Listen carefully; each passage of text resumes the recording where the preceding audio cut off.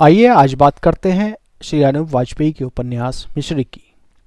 कहने के लिए मिश्री एक उपन्यास है, लेकिन ये असल जिंदगी में भारतीय समाज और लोगों की आस्था, अपेक्षाओं, व्यवस्थाओं और समझौतों की कहानी को बेहद सरल लेकिन आत्मीय तरीके से बयां करता है।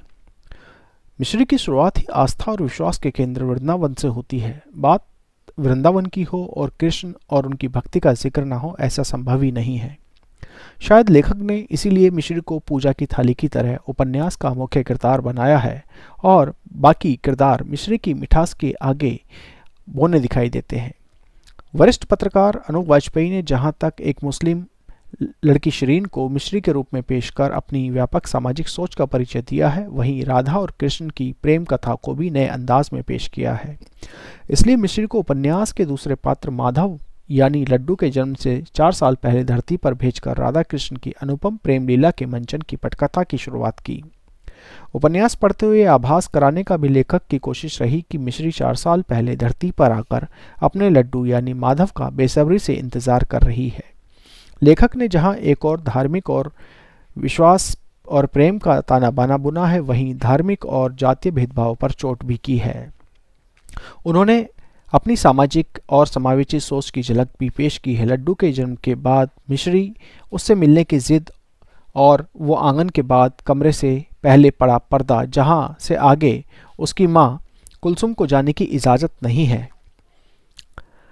बिना कहे ये धार्मिक व्यवस्थाओं को बेपर्दा कर देता है। हालांकि अम्मा जी मिश्री को उसके लड्डू से मिलाने पर्दे के भीतर ले जाती हैं, लेकिन वो भी धर्म की रेखा के आगे जाने की कोशिश नहीं करती। वहीं अम्मा जी के घर में कुलसुम के बर्तन एक अलग अलमारी में रखे होना भी अपने आप में काफ़ी कुछ कहता है। बेशक ठाकुर जी की पोशाकें कुलसुम के ससुर रसूल खान के घर से सिलकर आती रही हों। इसके अलावा वैजयंती गोस्वामी और आर्यन के प्रेम के प्रसंग के जरिए भी धर्म और जाति की दीवार की झलक लेखक ने दिखाई है।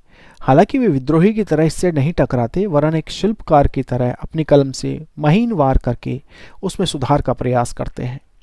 वहीं ये भी बता देते हैं कि शादी विवाह के मामले में आज भी धर्म और जाति ही सर्वोपरि है, चाहे लड़का सीए ही क्यों ना हो।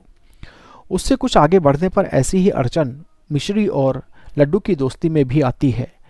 इसकी ओर भी लेखक ने इशारा किया है।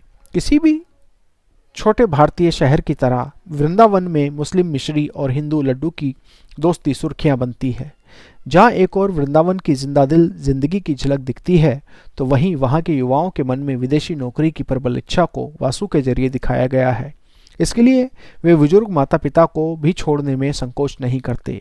वहीं दूसरी ओर ऐसा सकारात्मक समाज दिखाया गया है जो धर्म का भेद नहीं मानता। उसके युवा बाजारों में एक साथ खाते पीते हैं, पार्टी करते हैं और एक दूसरे के साथ मौज मस्ती करते हैं। तो वहीं कुछ ऐसे मुसलमान युवा भी हैं जो हिंदुओं को अपना रक्त देकर जीवनदान भी देते हैं। उपन्यास में कई ऐसे मोड़ हैं, लेकिन लड्डू का मिश्री को छोड़कर पिता के पास लंदन जाना पूरी कहानी को बदल देता है। ये मिश्री के लिए एक छोटा झटका था।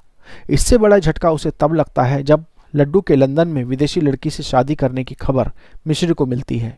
इतना ही नहीं, लड्डू जिद करके उसे अपनी शादी में बुलाता है। वो दोस्ती कहें या अपने अनकहे प्रेम के कारण वहां जाती है, लेकिन फेरों के समय अपने आंसू छिपा नहीं पाती और इन्हें उन दोनों का दोस्त सुक्खू पंडित भी देख लेता है।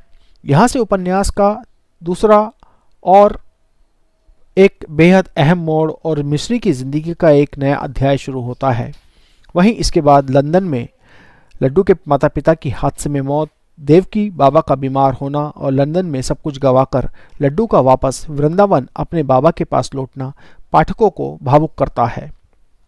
वहीं लड्डू से अलग होने के बाद मिश्री अपनी जिंदगी को नई दिशा देते हुए अपने लक्ष्य को प्राप्त कर चुकी है। वो अब कलेक्टर हो गई है।